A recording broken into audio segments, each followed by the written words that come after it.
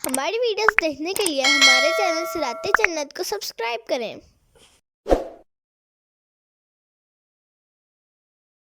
الذين لا يؤتون الزكاة وهم بالآخرة هم كافرون۔ ترجمہ کنز العرفان، وہ جو زکوٰۃ نہیں دیتے اور وہ آخرت کے منکر ہیں۔ تفسیر صراط الجنان، وہ جو زکوٰۃ نہیں دیتے۔ آیت کے اس حصے کے بارے میں مفسرین کے مختلف اقوال ہیں۔ حضرت عبداللہ بن عباس رضی اللہ تعالیٰ عنہما اور جمہور مفسرین کا قول یہ ہے کہ یہاں زکوٰۃ سے مراد اس کا حقیقی معنی نہیں بلکہ اس سے مراد توحید کا معتقد ہونا اور لا الہ الا اللہ کہنا ہے۔ اس صورت میں آیت کے معنی یہ ہوں گے کہ مشرکین وہ لوگ ہیں جو توحید کا اقرار کر کے اپنے نفسوں کو شرک سے باز نہیں رکھتے۔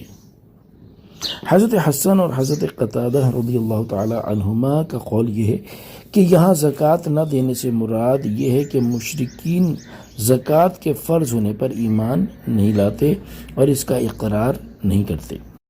حضرت مجاہد اور حضرت ربیع علیہ الرحمہ کا قول یہ ہے کہ یہاں زکوٰۃ کا اصطلاحی معنی مراد نہیں بلکہ زکوٰۃ سے مراد اپنے اعمال کا تزکیہ کرنا اور ایمان قبول کر کے انہیں شرک کی نجاست سے پاک کرنا ہے۔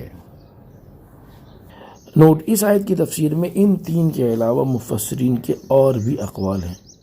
امام عبداللہ بن احمد نصفی رحمۃ اللہ تعالی علیہ فرماتے ہیں کہ یہاں آیت میں زکوٰۃ ادا نہ کرنے والے کو آخرت کے انکار کے ساتھ ذکر کرنے کی وجہ یہ ہے کہ انسان کو مال بہت پیارا ہوتا ہے، تو جب وہ مال کو راہ خدا میں خرچ کرے گا تو یہ اس کی استقامت، استقلال، صدق اور نیت کے اخلاص کی مضبوط دلیل ہوگی۔ نیز اس آیت میں ضمنی طور پر ان مسلمانوں کو بھی خوف دلایا گیا ہے جو زکوٰۃ ادا نہیں کرتے، تاکہ انہیں معلوم ہو جائے کہ زکوٰۃ نہ دینا ایسا برا فعل ہے جیسے قرآن کریم میں مشرکین کے اوصاف میں ذکر کیا گیا ہے۔ وَهُمْ بِالْآخِرَةِ هُمْ كَافِرُونَ، اور وہ آخرت کے منکر ہیں۔ آیت کے اس حصے میں مشرکوں کا ایک اور جرم بیان کیا گیا کہ وہ آخرت کے منکر ہیں کہ مرنے کے بعد اٹھنے اور اعمال کی جزا ملنے کے قائل نہیں۔ ان الذين آمنوا وعملوا الصالحات لهم اجر غیر ممنون، بے شک ایمان لانے والوں اور اچھے اعمال کرنے والوں کے لیے بے انتہا ثواب ہے۔ اس سے پہلی آیت میں کافروں کے لیے وعید بیان ہوئی اور اس آیت میں ایمان والوں کے لیے وعدے کا ذکر ہے۔ چنانچہ ارشاد فرمایا کہ بے شک ایمان لانے والوں اور اچھے اعمال کرنے والوں کے لیے بے انتہا ثواب ہے جو منقطع نہ ہوگا۔ اس آیت کی تفسیر میں یہ بھی کہا گیا کہ یہ آیت بیماروں، اپاہجوں اور ان بوڑھوں کے حق میں نازل ہوئی جو عمل اور طاعت کے قابل نہ رہے، انہیں اب بھی وہی اجر ملے گا جو تندرستی کے زمانے میں عمل کرنے پر ملتا تھا۔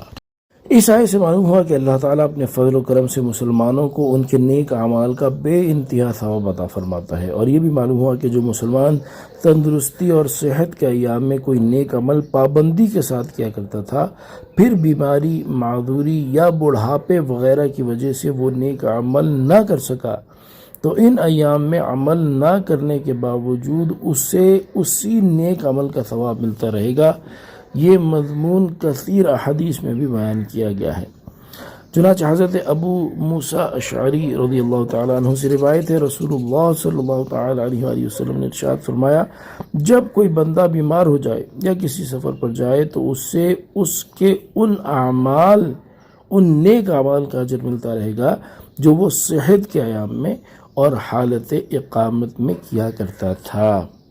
حضرت عبداللہ بن عمر رضی اللہ تعالیٰ عنہ سے روایت ہے، رسول کریم صلی اللہ تعالیٰ علیہ وآلہ وسلم نے ارشاد فرمایا، جب بندہ عبادت کے اچھے راستے پر ہوتا ہے پھر بیمار ہو جاتا ہے تو اس پر مقرر فرشتے سے کہا جاتا ہے، تم اس کی تندرستی کے زمانے کے برابر اعمال لکھتے رہو یہاں تک کہ میں اسے شفا دے دوں یا اسے اپنے پاس بلا لوں۔